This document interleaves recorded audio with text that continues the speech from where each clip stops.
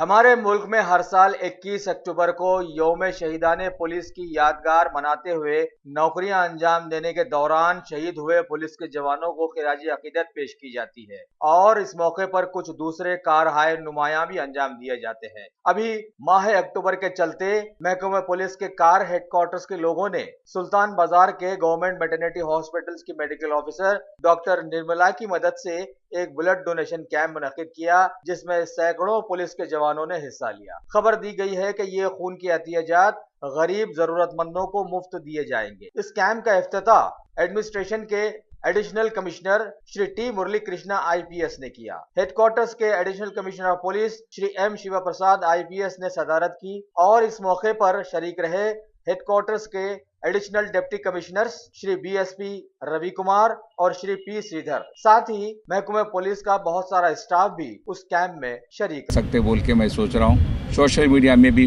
बोलना कि यूथ को ब्लड देने के लिए ये भगवान की देन हो सकता है। अगर पुण्य वगैरह बोलते हैं ना, इससे बड़ा पुण्य कुछ नहीं होता है।